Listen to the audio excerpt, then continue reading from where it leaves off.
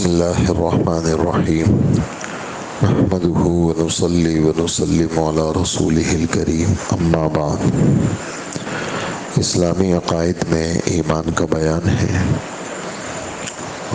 رمضان المبارک میں فجر کا موضوع ہے ہمارا۔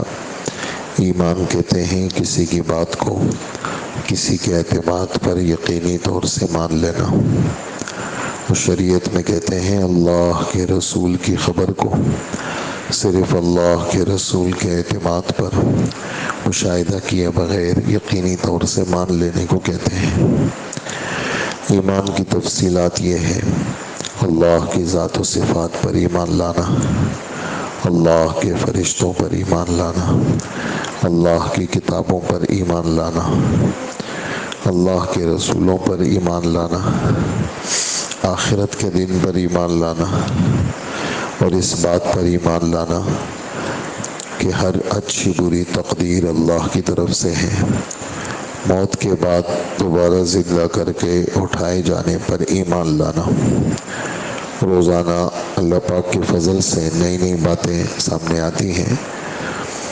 تو گزشتہ کل تقدیر کے بارے میں کچھ باتیں تھی، وہ آپ حضرات نے سنی۔ آج قیامت کے بارے میں قرآن پاک نے بھی بہت کچھ بیان فرمایا ہے، ہمارے نبی نے بھی کافی ساری باتیں فرمائی ہیں۔ قیامت کے دن پر ایمان لانے کا مطلب کیا ہے؟ جب دنیا میں کوئی بھی اللہ کو پہچاننے والا نہیں رہے گا اور لوگ کھلے عام بکثرت جانوروں کی طرح اپنی شہوتیں پوری کرنے لگیں گے اور ظلم و زیادتی عام ہو جائے گی، تو ایک دن اچانک 10 محرم کو، جو جمعے کا دن بھی ہوگا، ایک فرشتہ جس کا نام اسرافیل علیہ السلام ہے، اللہ کے حکم سے سور پھونکے گا، جس کی وجہ سے تمام زمین اور آسمان اور جو کچھ اس کے درمیان ہے سب فنا ہو جائے گا۔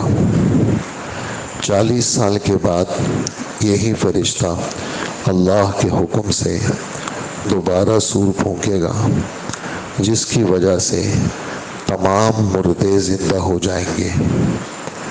ایک مرتبہ تمام عالم کے فنا ہو جانے اور پھر دوبارہ زندہ ہو کر کھڑے ہو جانے کا نام قیامت ہے۔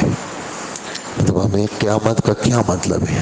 قیامت کا یہ مطلب ہے کہ فرشتہ سور پھونکے گا اور جو چیز موجود ہے وہ سب ختم ہو جائے گی، پھر 40 سال کے بعد دوبارہ سور پھونکے گا اور پھر اس کے بعد یہ چیزیں سب زندہ ہو جائیں گی۔ اس بات کو قیامت کہتے ہیں۔ قام یقوم قوما وقیامتا، کھڑا ہونا، قائم ہونا، کسی چیز کا موجود ہونا، یہ اس کا لفظی ترجمہ ہے۔ کسی بھی چیز کا ایک شرعی ترجمہ ہے، ایک لفظی ترجمہ ہے۔ جیسے صام یصوم صوما، اپنے آپ کو روکنا، یہ اس کا لفظی ترجمہ ہے۔ اور شرعی ترجمہ کیا ہے؟ صبح صادق سے غروب تک کھانے پینے سے اپنے آپ کو بچانا، یہ اس کا شرعی ترجمہ ہے۔ زکوٰۃ ایک اس کا لفظی ترجمہ ہے، ایک اس کا شرعی ترجمہ ہے۔ لفظی ترجمہ کیا ہے؟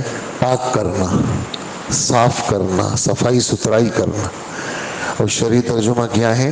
مخصوص مال میں سے مخصوص مال اللہ کے نام کے لینے والے فقیروں کو دینا۔ تو ہر چیز کا ایک شرعی ترجمہ، ایک لفظی ترجمہ۔ تو قیامت کا لفظی ترجمہ کسی چیز کا ثابت ہونا، قائم ہونا، موجود ہونا، اور شرعی ترجمہ سور پھونکا جانا۔ سور کیا چیز ہے؟ جانور کے سینگ کی طرح کی کوئی چیز ہے۔ حضرت اسرافیل علیہ السلام اس کو پھونکیں گے، اس سے ایک آواز آئے گی اور آواز تیز ہوتے ہوتے خطرناک بن جائے گی۔ خطرناک بن جائے گی تو سب ختم ہو جائے گا، آسمان پھٹ جائے گا۔ اذا انشقت السماء، آسمان پھٹیں گے، زمین میں زلزلہ آ جائے گا۔ اذا زلزلت الارض زلزالها، اذا دکت الارض دکن دکا، ہم آپ قرآن میں پڑھتے رہتے ہیں، زمین کو ہلایا جائے گا، جھنجھوڑا جائے گا، کوئی چیز رہے گی نہیں۔ اذا البحار سجرت، سمندر ایسے ہو جائیں گے، الٹ پلٹ ہو جائیں گے اور آگ لگ جائے گی، کوئی دنیا کی کوئی طاقت نہیں کر سکتی اللہ کے سوا۔ تو سورج بے نور ہو جائے گا، چاند بے نور ہو جائے گا۔ وخسفت الشمس والقمر، سورج چاند بے نور۔ وَإِذَا النُّجُومُ انكدرت، یہ جگہ جگہ آیتیں پھیلی ہوئی ہیں پورے قرآن میں۔ وَإِذَا النُّجُومُ نُصِفَت، وَإِذَا الْجِبَالُ نُصِفَت، ہاں وَإِذَا الرُّسُلُ أُقِّتَت، یہ جگہ جگہ قرآن پاک کی آیتیں ہیں۔ تو یہ 40 سال کے بعد دوبارہ جب ایسا ہو جائے گا لوگ پھر زندہ ہو جائیں گے۔ کیسے زندہ ہو جائیں گے؟ قرآن میں ہے ثم نفخ فیہ اخری فاذا ہم قیام ینظرون، پہلی بار سور پھونکا جائے گا، سب ختم۔ ثم نفخ فیہ اخری، دوبارہ سور پھونکا جائے گا، فاذا ہم، یہ اذا ہمارے عربی میں گرامر میں لکھا ہے کہ اذا کی چند قسمیں ہیں۔ ایک اذا کہتے ہیں مفاجاتیہ، مفاجاتیہ کسی چیز کا اچانک آ جانا، اس کی مثال دیتے ہیں خرجت فاذا السبع واقف، میں نکلا گھر کے دروازے سے، جیسے ہی نکلا تو اچانک ایک شیر کھڑا ہوا مجھے ملا۔ تو یہ اذا کا لفظ کسی چیز کے اچانک کے لیے آتا ہے۔ تو ثم نفخ فیہ اخری فاذا ہم قیام ینظرون، جب دوبارہ سور پھونکا جائے گا تو اچانک لوگ سارے کھڑے ہو جائیں گے اور سب ایک دوسرے کو دیکھ رہے ہوں گے۔ اب یہ کیسے ہوگا وہ اللہ کو پتہ ہے۔ سور پھونکا جائے گا، اچانک لوگ کھڑے ہو جائیں گے، سب کی ہڈیاں مل جائیں گی، سب مل جائیں گے، سب میں جان آ جائے گی۔ یہ کیسے ہوگا؟ بس وہ اللہ کریں گے، اللہ کی طاقت ہے، اللہ کی قدرت ہے، اور ہم اس کو تسلیم کرتے ہیں۔ اس چیز پر ایمان لانا کیا ہے؟ یہ فرض ہے۔ قرآن و حدیث میں آنے والے حادثے کو خوب بیان فرمایا ہے، اس پر ایمان لانا فرض ہے۔ چونکہ ہمارا صبح کا بیان عقائد کے متعلق چل رہا ہے اور ہم اس سے بھاگ نہیں سکتے، یعنی مطلب اس کو چھوڑ نہیں سکتے، اس لیے اس فرضیت کو ہم سنیں گے بھی اور مانیں گے بھی۔ اس فرضیت کو ہم سنیں، قیامت کا کیا مطلب ہے، قیامت کا یہ مطلب ہے، یہ مطلب ہے، اور اس کو ماننا ضروری ہے، اس کو ماننا ضروری ہے۔ قیامت کب آئے گی اس کا متعین وقت اللہ کے سوا کوئی نہیں جانتا۔ یہ بات بھی کافی جگہ قرآن ہے۔ یسألونک عن الساعة ایان مرساها، لوگ آپ سے پوچھتے ہیں قیامت کب آئے گی، فیما انت من ذکراها الی ربک منتہاها، آپ کو کیا پتا قیامت کب آئے گی، یہ تو تیرے رب کو پتا ہے۔ یسألونک عن الساعة ایان مرساها، آگے فرما دیا لا یجلیها لوقتها الا هو، اللہ قیامت کا صحیح وقت اللہ کے سوا کوئی نہیں جانتا۔ ثقلت فی السماوات والارض، آسمان و زمین پہ یہ قیامت کا دن بہت بوجھ ہوگا۔ لا تأتیکم الا بغتہ، یہ قیامت اچانک آئے گی، نہیں آئے گی مگر اچانک، نہیں آئے گی مگر اچانک۔ کیسے آئے گی؟ الا کلمح البصر، اللہ اکبر، یہ اس میں بھی ہے 14ویں پارے میں بھی ہے اور سورہ قمر میں بھی ہے۔ لمح البصر کس کو کہتے ہیں؟ پلک جھپک، یوں بن کے یوں کھولا، پلک جھپک، الا کلمح البصر، یہ بس ایسے آ جائے گی، ایک دم یوں ہو جائے گی، جیسے کہ نہیں آنکھیں بن گئی ایک دم آ گئی، بس الا کلمح البصر، بصر دیکھنا، لمح پلک جھپک، آنکھ یوں بند ہو گئی یوں کھول گئی، قیامت آئے گی، اچانک آئے گی اور اس طرح آئے گی۔ جگہ جگہ اس کا بیان ہے۔ ان الساعۃ آتیۃ لا ریب فیہا، لآتیۃ، بے شک بات ہے، لازمی قیامت آئے گی، اس کے آنے میں کوئی شک ہی نہیں ہے، لا ریب فیہا، کوئی شک نہیں ہے۔ تو یہ باتیں میں اس لیے پیش کر رہا ہوں، جگہ جگہ سے آیتیں آپ کے سامنے میرے ذہن میں جو آ رہی ہیں وہ میں پیش کر رہا ہوں، تاکہ ہم آپ قرآن پڑھتے ہیں تو یوں گزرتے گزرتے میرے یہ الفاظ آپ کے سامنے آتے رہیں گے کہ بھئی امام صاحب نے یہ کہا، اور یہ تو یہ آ گیا۔ کلمح البصر بھی آ گیا، ان الساعۃ آتیۃ بھی آ گیا، یسألونک عن الساعۃ بھی آ گیا، فاذا انشقت السماء بھی آ گیا، سورج بے نور ہو جائے گا، ستارے ٹوٹ، اذا السماء انفطرت واذا الکواکب انتصرت، ایسا یہ بھی ہے، اذا الشمس کورت، اذا الشمس کورت، زمین لپیٹ لی جائے گی، آسمان لپیٹ لیا جائے گا، جیسے آپ بڑی کاغذ کی بڑی شیٹ لپیٹتے ہیں، اللہ پاک فرماتے ہیں یوم نطوی السماء، ہم آسمان کو اسے لپیٹ لیں گے۔ اللہ اکبر، کیسے لپیٹیں گے آسمان کو؟ کوئی ذہن میں آ سکتا ہے یہ چھت کوئی لپیٹ کر کے دکھا دے؟ کوئی قالین تو نہیں ہے کہ کوئی آپ لپیٹ لیں گے۔ اللہ پاک فرماتے ہیں والسماوات مطویات بیمینہ، آسمان سارے کے سارے اللہ کے دائیں ہاتھ میں لپٹے ہوئے ہوں گے۔ طوایت بھی، کسی چیز کو لپیٹنا، آسمان کوئی چھت، یہ چھت کوئی لپیٹ کے دکھا دے؟ کوئی لپیٹ سکتا ہے؟ لپیٹ تو نہیں سکتا، لیکن اللہ پاک فرماتے ہیں ہماری طاقت ہے، ہم سب کچھ کر سکتے، اور یہ زمین یہ ہماری مٹھی کے اندر ہے۔ اور ہمارے نبی فرماتے ہیں جیسے تم روٹی ایک چپاتی بناتے ہو، چپاتی اور چپاتی پکی ہوئی چپاتی، اس کے بیچ میں تم انگلی یوں لگا لو، اور ایسے جیسے چپاتی کو تم یوں گھماتے ہو، ایسے ہی اللہ پاک ایک انگلی پہ زمین کو رکھ کے یوں گھماتے ہیں۔ وہ کیسی صورت ہوگی، وہ کیسی انگلی ہوگی، وہ کیسی یہ اتنی بڑی زمین کیسے گھومے گی، یہ صرف کون کر سکتا ہے؟ لا الہ الا اللہ، صرف اللہ کی طاقت ہے، اللہ کے سوا کوئی نہیں ہے، وہ سب کچھ کرنے والے۔ تو قیامت کا متعین وقت، اس کے بارے میں آپ نے آیتیں سنی، اور البتہ جناب رسول اللہ صلی اللہ علیہ وسلم نے اس کی کچھ نشانیاں بیان فرمائی ہیں، ان کو دیکھ کر قیامت کا قریب آ جانا معلوم ہو سکتا ہے۔ ان علامات کی 3 قسمیں ہیں، ایک دور کی علامتیں ہیں، اور ایک درمیانی علامتیں ہیں، ایک قریب کی علامتیں ہیں۔ دور کی علامتیں جن کا ظہور کافی پہلے ہو چکا، ان کو دور اس لیے کہتے ہیں قیامت کے اور اس کے درمیان فاصلہ زیادہ ہے، مثلا ہمارے نبی کا آنا، مثلا چاند کے 2 ٹکڑوں کا ہو جانا، وغیرہ وغیرہ۔ اسی طرح بہت سی علامتیں چھوٹی بھی ہیں کہ آپ کے وصال کے بعد سے حضرت مہدی رضی اللہ عنہ کے ظاہر ہونے تک وہ آئیں گی، جن میں سے چند یہ ہیں۔ یہ سب جو آپ کی باتیں ہیں یعنی احادیث ہے، اس کا ایک نچوڑ ابھی آپ کی خدمت میں پیش کیا جاتا ہے کہ حقیقی علم اڑ جائے گا، جو صحیح آسمانی قرآن و حدیث کا علم ہے وہ رخصت ہو جائے گا، اور جہالت عام ہو جائے گی۔ ہاں، ہر آدمی یعنی پڑھا لکھا جاہل ہوگا، کہتے ہیں میں پڑھا لکھا ہوں لیکن ہوگا جاہل، اس لیے کہ اس کو قرآن و حدیث کا پتہ نہیں ہوگا۔ زنا اور شراب نوشی بڑھ جائے گی، اور عورتیں زیادہ ہو جائیں گی، مرد کم ہو جائیں گے، جھوٹے لوگ زیادہ ہو جائیں گے، بڑے بڑے کام نااہل لوگوں کے سپرد ہوں گے۔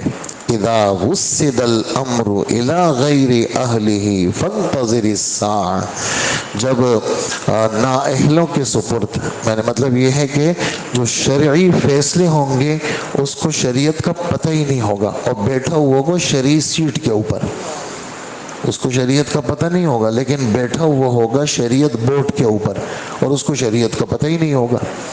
جو چیز ایک بہت بڑے قابل شخصیت نے کرنی تھی، وہ ایک اناڑی آدمی ہوگا، اس کے پاس قلم ہوگا، وہ فیصلے کرے گا، تو بڑے بڑے کام نااہلوں کے سپرد ہوں گے۔ دنیا کی مصیبتوں کے زیادہ ہونے کی وجہ سے لوگ موت کی آرزو کریں گے، یار بس اتنے مسائل ہیں یار مر جاتے تو اچھا ہوتا، مصیبتیں آ گئی تو وہ موت کی تمنا کریں گے۔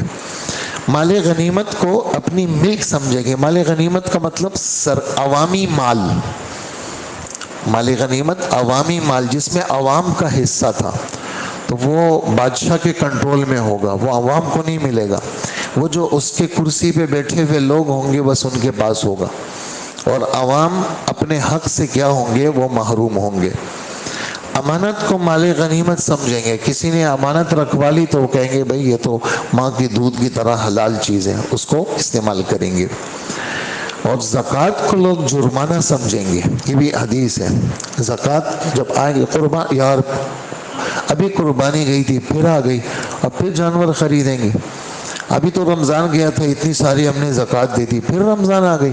ایسے لوگ باتیں کرتے ہیں۔ جب اور کوئی اپنی حاجت کے لیے بوجھ نہیں سمجھیں گے، لیکن جب اللہ کا حق آئے گا تو پھر کہیں گے یار ابھی تو دیے تھے اتنے سارے پیسے، پھر آ گئی زکوٰۃ، پھر دینے پڑیں گے اتنے پیسے۔ دے رہا ہے لیکن جملہ بھی کہہ رہا ہے، دیتے بھی ہیں لوگ لیکن آوازیں بھی کستے ہیں۔ علم دین دنیا کے لیے پڑھنا، شوہر اپنی بیوی کی بات تو مانے گا لیکن اپنی ماں کی نافرمانی کرے گا، دوستوں کو قریب کرے گا اور باپ کو دور کرے گا۔ دوستوں کو قریب کرے گا، دوستوں کے لیے اس کے پاس بڑا وقت ہوگا، رات وہاں گزارے گا۔ 10 منٹ باپ کے پاس نہیں بیٹھ سکتا، 10 منٹ باپ کی ٹانگیں دبانا، باپ سے کوئی بات کرنا، باپ سے محبت کے لہجے میں گفتگو کرنا، وہ وقت نہیں ہے اس کے پاس۔ ماں کے لیے وقت نہیں ہے، باپ کے لیے وقت نہیں ہے۔ یہ بار بار کہے گا یار بیوی بچے کہتے ہیں کہ آپ ہمیں وقت نہیں دیتے، یہ کبھی نہیں کہتا کہ بھئی ماں باپ کہتے ہیں کہ آپ ہمیں وقت نہیں دیتے۔ اس کے پاس ماں باپ کے لیے وقت نہیں ہے، اس کے پاس بیوی بچوں، جب بیوی آ گئی تو بس یہ بیوی کا ہو گیا، ماں باپ کی چھٹی ہو جاتی ہے۔ تو آپ نے ایسا نہیں کرنا۔ میں کلاس میں جب کوئی بات آتی ہے تو میں کہتا ہوں آپ نے ایسا نہیں کرنا، تو آپ سے کہہ رہا ہوں کہ آپ ایسے نہ ہو، ماں باپ کو وقت دیا کریں، 10-15 منٹ نکالیں اپنے ماں باپ کے پاس، اپنے کمروں میں نہ جایا کریں کہ باپ کو پتہ ہی نہیں ہے جناب کل رات میں ملاقات ہوئی تھی، آج دوبارہ رات آ گئی، کوئی سلام ہی نہیں کیا میں نے اپنے باپ کو، نہ میں نے اپنی ماں کو سلام کیا۔ تو گھر کے اندر ایک ہی گھر میں رہتے ہیں لیکن کمرے الگ الگ ہیں، ماں کے کمرے میں نہیں جاتا اور ماں کو سلام نہیں کرتا، تو ماں کے پاس بیٹھنا، ماں کے پاؤں دبانا، باپ کی ضرورت پوچھنا، آپ کو کسی قسم کی کیا ضرورت ہے، میں آپ کا بیٹا ہوں، مجھے آپ حکم کیا کریں، مجھے آپ حکم کیا کریں، آپ مجھ سے درخواست نہ کریں، آپ مجھے حکم کریں، آپ اور مجھے حکم کرنے میں آپ گھبرایا نہ کریں، میں کبھی آپ کو کوئی بات سناؤں گا نہیں۔ اور اگر ایک گھر میں رہتے ہوئے کوئی بات آپ کی زبان سے نکل گئی، انسان ہے، 15ویں پارے کی آیت کا مفہوم عرض کر رہا ہوں، انسان ہے، آپ کی زبان سے کوئی بات نکل گئی، فوراً آ جاؤ معافی مانگ لو، اس سے غلطی ہو گئی، میں بھی انسان ہوں، آپ مجھے معاف کر دیں، تاکہ آپ کی ماں کے دل میں اور آپ کے باپ کے دل میں آپ کے لیے کوئی میل نہ ہو۔ اس لیے کہ اگر میل آ گیا نا تو راستے بند، دنیا بھی بند، دین بھی بند۔ آپ بہت بڑے عالم ہیں، بہت بڑے مفتی ہیں، بہت بڑی شخصیت ہے آپ، لیکن آپ کا وہ سارا سسٹم بند ہو جائے گا اگر ماں باپ آپ سے ناراض ہیں، آپ کی سب چیزیں بند۔ اور اگر آپ بڑے بزنس مین ہیں اور ماں باپ آپ سے ناراض ہیں تو آپ کی بزنس بند، ختم، چل پڑو آپ ذرا۔ ماں باپ کی دعا کے بغیر آپ چل نہیں سکتے، اس لیے روز اپنے ماں باپ کو وقت دیں گے نا انشاءاللہ، ان کے پاس بیٹھنا، ان کو وقت دینا، ان کی خیر خیریت پوچھنا، الگ رہنے کو پسند نہ کریں، ماں باپ سے الگ رہنے کو پسند نہ کریں۔ بہت سارے بیوی نے کہا ہے بس میری ماں تو ایسی ہے، میرے باپ ایسے، الگ رہ گئے، بیوی بچوں کے بات میں آ گئے اور شہر چھوڑ دیا، جی علاقہ چھوڑ دیا، دوسری کہیں علاقے میں چلے گئے تاکہ ماں باپ میرے پاس آ ہی نہ سکے۔ تو ایسا نہ کریں، آپ کے پاس پیسے آئے ہیں، آپ کو کسی نے پڑھایا ہے، اس رتبے تک آپ کسی کی محنت سے پہنچے ہیں۔ آپ اپنے اسکول کو یاد کریں، آپ اپنے KG1 اور KG2 کو یاد کریں، آپ اپنے O لیول کو یاد کریں، آپ اپنے یونیورسٹی اور اس کو یاد کریں کہ آپ پہ خرچہ کتنا ہوا ہے، اور اتنی مشکلوں سے آپ کی شادی ہوئی ہے، اور آج آپ کی ماں جو ہے وہ آپ کو چھوڑ کے چلی گئی اور آپ اپنی بیوی کے ساتھ خوش ہیں، تو ذرا شرم آنی چاہیے۔ چاروں طرف سے واقعات میرے پاس آتے ہیں اسی محلے کے، اس لیے ایسا نہ کریں، اپنے ماں باپ کو وقت دیں، اپنے ماں باپ کے پاس بیٹھیں، آپ کی ماں آپ سے خوش ہونی چاہیے، چاہے کہ وہ جائے دوسروں کو شکایت کرے کہ ایک ہی میرا بیٹا ہے اور یہ اس کی حرکتیں ہیں، سمجھ گئے نا؟ تو اس لیے ایسا نہ کریں، اپنے بدنی خدمت کریں۔ مولانا احسان صاحب ایک دفعہ اپنے بیان میں فرمانے لگے کہ ماں باپ کی بدنی خدمت کریں، وہ آپ کو منع کرے گی کہ میں تو تندرست ہوں، لیکن نہیں، آپ بیٹھیں ان کے پاس، آپ ان کی خدمت کریں، والد صاحب کی خدمت کریں۔ اس وقت کیفیت کیا ہے؟ والد صاحب پرانے ذہن کے آدمی ہیں، وہ زیادہ سمجھدار نہیں ہے، سمجھا؟ تو کل آپ کے بچے آپ کو کہیں گے آپ کی بھی پرانا ذہن ہے، ابا بیکی بیکی باتیں کرتے ہیں، پھر کیا کرو گے؟ اسی ابا سے تو پیدا ہوا ہے، اسی استاد نے کہ جی استاد ہمارے استاد تو ہیں لیکن بس وہ بھئی آپ کے استاد ہیں. کبھی بھی آپ اپنے استاد سے آگے نہیں بڑھ سکتے، کبھی بھی آپ اپنے ماں باپ سے آگے نہیں بڑھ سکتے. تو اس لیے اپنے ماں باپ کو عزت دینا. ماں باپ آپ سے کچھ نہیں مانگتے، عزت مانگتے ہیں. ماں باپ آپ سے عزت مانگتے ہیں، یہ بچہ میری عزت کرے، میرا بچہ ہے، یہ میرا بیٹا ہے. آپ بہت بڑی شخصیت ہے، آپ والد صاحب بہت نیچے ہیں لیکن آپ کے باپ ہیں. اچھا پھر دوسری بات یہ ہے، یار میں تو بڑا دیندار آدمی ہوں، ابا نے تو میری داڑھی نہیں رکھی، ابا میرے نماز نہیں پڑھتے. تو آپ سے آپ کے ابا کی نماز کے بارے میں اللہ نہیں پوچھیں گے، آپ سے یہ پوچھیں گے یہ آپ کے باپ تھے، آپ نے ان کی کیا خدمت کی. یہ نہیں پوچھیں گے کہ آپ نے اپنے ابا کو داڑھی کیوں نہیں رکھوائی اور آپ نے اپنے ابا کو جو ہے وہ نمازی کیوں نہیں بنایا. یہ آپ سے اللہ نہیں پوچھیں گے. آپ سے یہ پوچھیں گے آپ کے ابا آپ سے خوش ہے یا نہیں. رضا الرب فی رضا الوالد وسخط الرب فی سخط الوالد. جس قسم کے ذہن کا آدمی ہے، پکا کٹر کافر ہے باپ تمہارا، لیکن تم نے پھر بھی اس کی خدمت کرنی ہے. ماں تمہاری کافرہ ہے لیکن تیری جنت اس کے پاؤں کے نیچے ہے، حالانکہ ہے وہ کافرہ. تجھے تو جنت اس کی خدمت سے ملے گی، اس سے بڑی بات اور کوئی نہیں ہے. تو اس کا خیال رکھیں گے نا. سارے دوستوں کو لوگ قریب کریں گے، باپ کو دور کریں گے. تو ہم کوشش کریں گے کہ باپ کو قریب کریں گے. مسجدوں میں شور مچائیں گے لوگ، فاسق لوگ سربراہ بنیں گے، برے آدمی کا اس کے شر سے بچنے کے لیے لوگ خیال کریں گے. کھلم کھلا باجے گانا ناچ رنگ کی زیادتی ہو جائے گی.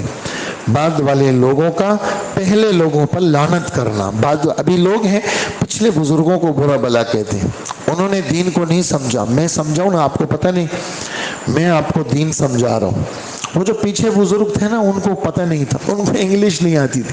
میں نے ایک دفعہ مفتی انعام صاحب کو کہا، میں نے کہا کہ لوگ کہتے ہیں کہ جی ہم زیادہ سمجھتے ہیں اس لیے کہ ہمیں انگلش آتی ہے، اس وجہ سے ہم بینکنگ کے معاملے کو زیادہ سمجھتے ہیں. تو مفتی صاحب نے فرمایا کہ شریعت جو اتری ہے نا وہ عربی میں ہے، وہ انگلش میں نہیں ہے. قرآن و حدیث جو اللہ کے رسول پہ اترا ہے وہ عربی میں ہے، وہ انگلش میں نہیں اترا. تو ہم عربی کو دیکھیں گے، انگلش کو نہیں دیکھیں گے کہ بھئی بینکنگ کا معنی جو ہے نا وہ یہ انگلش ہمیں آتی ہے اس لیے بینکنگ کو ہم سمجھتے ہیں. تو کہا قرآن و حدیث عربی میں اترا ہے، وہ انگلش میں نہیں اترا. کہ لوگ کہتے ہیں کہ جی ہمیں انگلش آتی ہے. فتنوں کا اس طرح مسلسل آنا جس طرح دھاگا ٹوٹنے سے تسبیح کے دانے گرتے ہیں. وقت میں بے برکتی ہوگی، یہاں تک کہ سال مہینے کے برابر، مہینہ ہفتے کے برابر، ہفتے کا دن ہفتہ دن کے برابر، اور دن ایسا ہوگا جیسے کوئی چیز آگ لگتے ہی بھڑک کر فوراً ختم ہو جائے. ملک عرب میں کھیتیوں، باغوں اور نہروں کا ہونا، حالانکہ ملک عرب کیا ہے، ریتیلی اور جنگلی جگہ ہے، وہاں کھیتے نہیں ہیں لیکن وہاں بھی ہریالی آ گئی، وہاں بھی کھیتی باڑی ہو گئی. نہر فرات کا سونے پہاڑوں والے خزانے کھول دینا، یہ اس میں حدیث میں ذکر ہے. عراق کے اندر ایک نہر ہے اس کو فرات کہتے ہیں، اور مصر میں ایک نہر ہے اس کو نیل کہتے ہیں، دریائے نیل. یہ جو فرات ہے روایتوں میں آتا ہے ایک دن ایسا ہوگا کہ وہ پانی رک جائے گا، اس پہ بہت بڑا پہاڑ نکلے گا اور پہاڑ سونے کا ہوگا.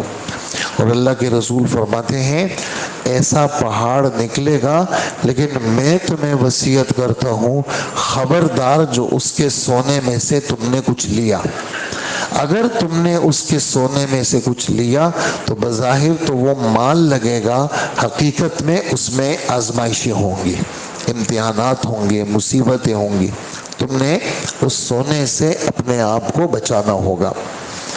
نہایت سرخ رنگ کی آندھی کا چلنا، زمین کا دھنسنا، آسمان سے پتھروں کا برسنا، شکلوں کا بدل جانا، ملاقات کے وقت سلام کے بجائے گالیں گلوچ بکنا، اور جھوٹ کو ہنر سمجھنا، اور شرم و حیا کا ختم ہو جانا، مسلمانوں پر کفار کا چاروں طرف سے ہجوم کرنا، چاروں طرف سے مسلمان ایسے لگیں گے جیسے دسترخوان کی چیزیں ہیں، لوگ لپک جاتے ہیں، ایسے ہی مسلمانوں کی طرف چاروں طرف سے تھوڑے سے ملک کے چاروں طرف لوگ جمع ہو گئے جی، اور مسلمان سب دیکھ رہے ہیں، پوری دنیا دیکھ رہی ہے تماشا، اور ایک چھوٹے سے ملک پر ساری دنیا جناب لپک گئی ہے اور سارے راستے بند کر دیے، اور مسلمانوں کی اتنی سی غیرت بھی نہیں ہے کہ وہ اٹھ کر کے کوئی آنکھوں میں آنکھیں ڈال کر کے بات کر سکے، سب چپ دیکھ رہے ہیں، تماشا دیکھ رہے ہیں، اور وہ جو چاہے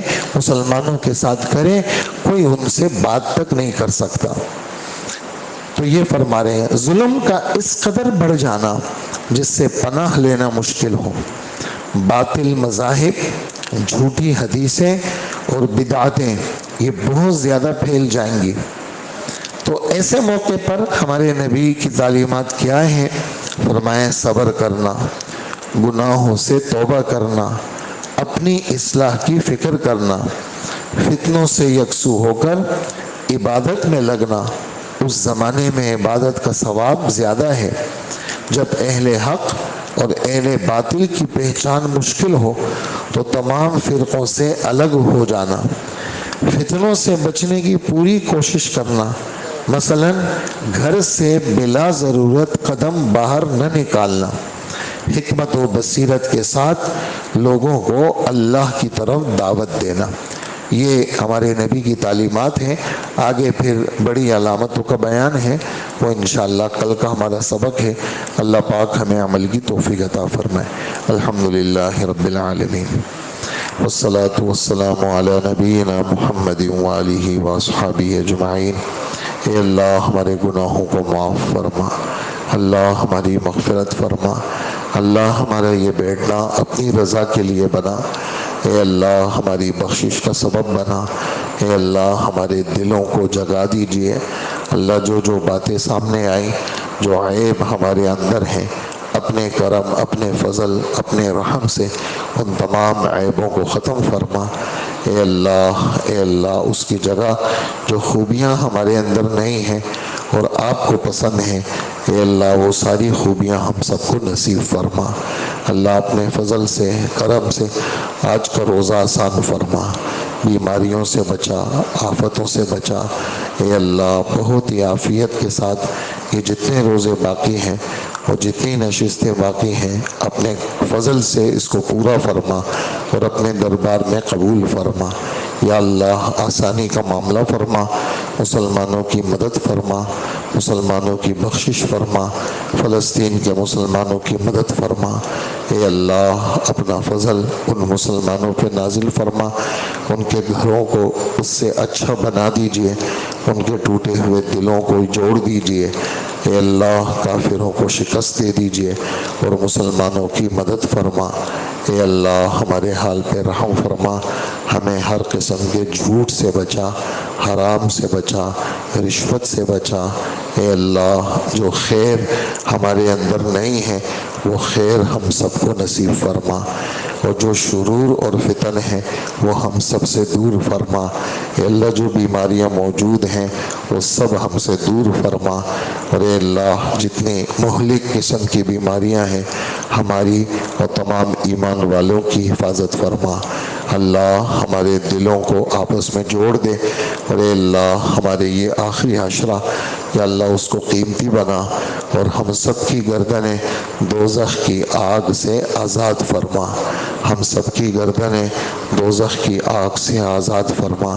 ہمارے ماں باپ، ہمارے آبا و اجداد، ان کی گردنیں آزاد فرما، تمام ایمان والوں کی گردنیں دوزخ کی آگ سے آزاد فرما۔